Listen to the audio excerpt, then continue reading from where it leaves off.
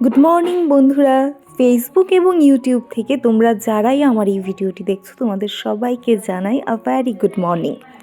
ফেসবুকে হবে এটাই আমার প্রথম ব্লগ, আর ইউটিউবে তোমরা এর মধ্যে অনেকেই আমাকে আগে আরও অনেকবার দেখেছো আমার অনেক ভিডিওতে। তো রেডি হতে হতে তোমাদের সাথে কথা বলছিলাম, হঠাৎ করে এই মোবাইলটা উপর থেকে পড়ে গেল।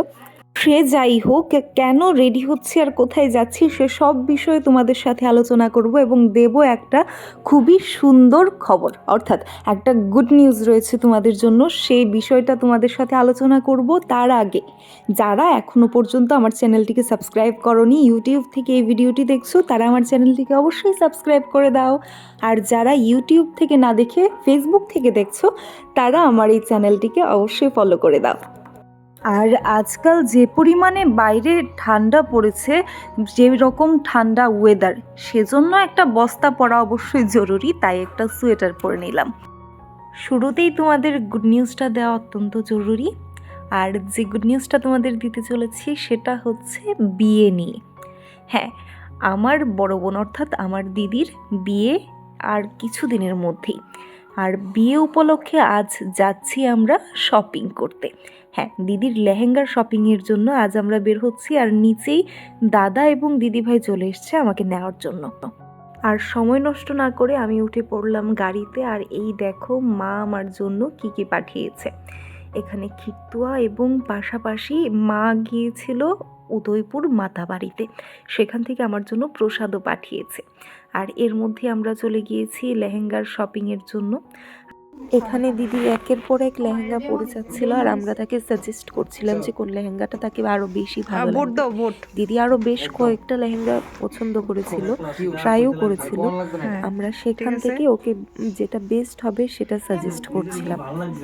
তারপর দিদিভাই নেক্সট আরও একটা লেহেঙ্গা নিয়েছিল ট্রাই করার জন্য, যেটা আমার এবং দিদিভাইয়ের ভীষণ পছন্দ হয়েছিল। পিঙ্ক কালারটা অলওয়েজ দিদিভাইকে ভীষণ ভালো লাগে, কিন্তু এই লেহেঙ্গার পিঙ্কটা ছিল আরও সুন্দর। এতে দিদিভাইকে যেন আরও বেশি ভালো লাগছিল। দিদিভাই লেহেঙ্গাটা নিয়েছিল রিসেপশনে পরার জন্য, আর পাশাপাশি আমি আমার জন্য একটা লেহেঙ্গা নিয়েছিলাম যেটা আমাকে মা গিফট করেছিল বিয়েতে পরার জন্য। বিয়েতে পরার জন্য আমি যে লেহেঙ্গাটা নিয়েছি সেটা তোমরা কিন্তু বিয়েতেই দেখতে পাবে। আমি কিন্তু আর ব্লগে শেয়ার করিনি।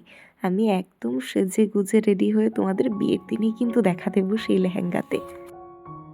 তবে এখানে দেখো এই লেহেঙ্গার ব্লাউজটা ঠিক কতটা গর্জিয়াস ছিল। যদিও এরপর একের পর এক দিদিভাই আরও অনেকগুলো লেহেঙ্গা ট্রাই করেছে, কিন্তু সবগুলোর ভিডিও আমার নেওয়া হয়নি। এর মধ্যে দিদিভাই কোন লেহেঙ্গাটা রিসেপশনের জন্য নিয়েছে সেটা দেখার জন্য তোমাদের ওয়েট করতে হবে রিসেপশনের ব্লগ পর্যন্ত।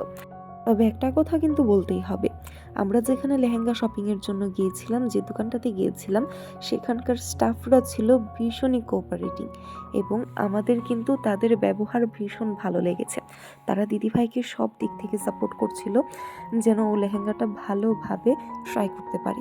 লেহেঙ্গাটা পুরোপুরিভাবে পরার পর সবাই দিদিভাইকে বলছিল যে একটু হেঁটে দেখার জন্য সে এটাতে ঠিক কতটা কমফোর্টেবল। আর এই ছিল দিদিভাইয়ের অবস্থা।